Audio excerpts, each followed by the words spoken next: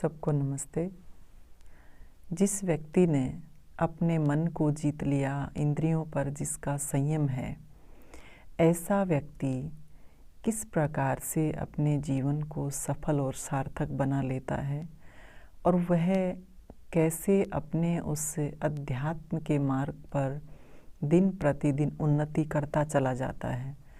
जब तक व्यक्ति अपनी इंद्रियों को वश में नहीं करेगा, जब तक वो अपने मन को संयमित करके नहीं चलेगा, तब तक वह कभी भी निष्काम कर्मी नहीं हो सकता, वो कर्म योग के मार्ग पर नहीं चल सकता।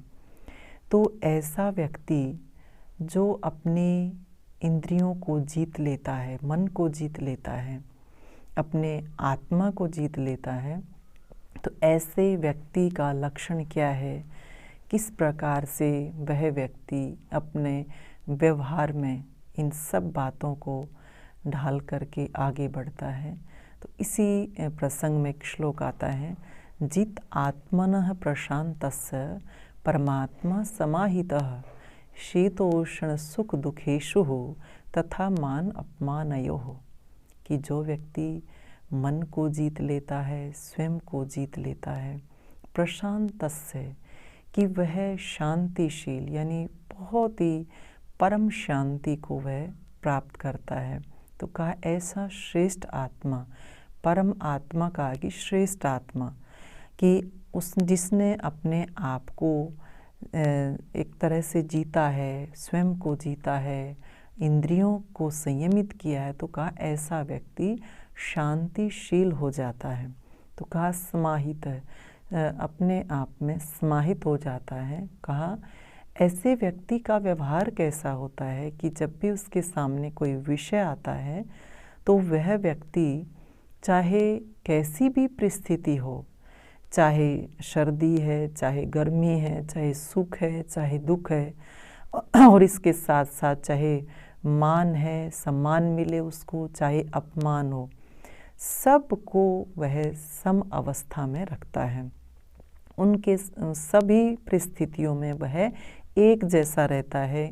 कोई भी परिस्थिति उसको प्रभावित नहीं करती। ठंड है, चाहे गर्मी है, मान है, अपमान है, सुख है, दुख है, सब में वह समान रहता है, क्योंकि उसको जीवन की सच्चाई का पता होता है कि संसार में जैसी जैसी परिस्थिति हमारे सामने आती है, वह परिस्थिति कभी भी एक जैसी नहीं रहती। तो वह व्यक्ति अंदर से इतना दृढ़ होता है, इतना मजबूत होता है कि वह उन विकट परिस्थितियों में, विपरीत परिस्थितियों में, चाहे अनुकूल परिस्थिति, चाहे प्रतिकूल परिस्थिति, सब परिस्थितियों में वह अपने आप को शांत रखता है।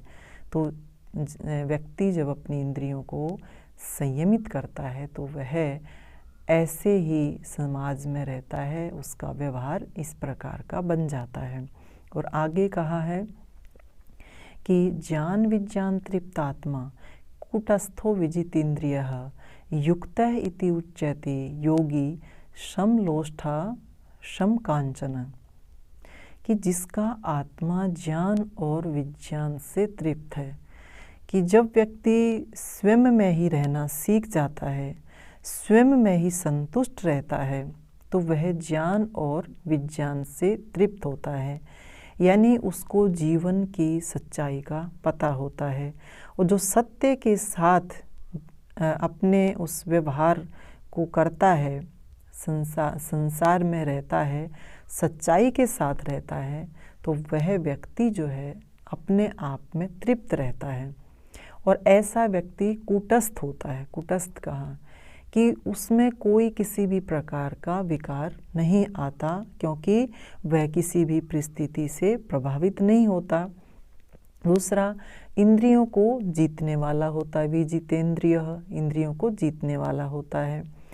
और सबसे बड़ी बात क्या बताई कि जिसके लिए समलोष्ठा समकांचन है, कि जिसके लिए मिट्टी का ढेला, पत्थर और सोना, तीनों जिसको जो है, जिसके नज़रों में समान होते हैं, मिट्टी का ढेला हो, चाहे पत्थर पड़ा है, चाहे सोना पड़ा है, वह एक ही नज़र से उन तीनों को देखता है। तो कहा ऐसा योगी, क्योंकि जब इस प्रकार से वो जीवन जीता है तो वह योगी बन जाता है, अपने आप को वो साध लेता है।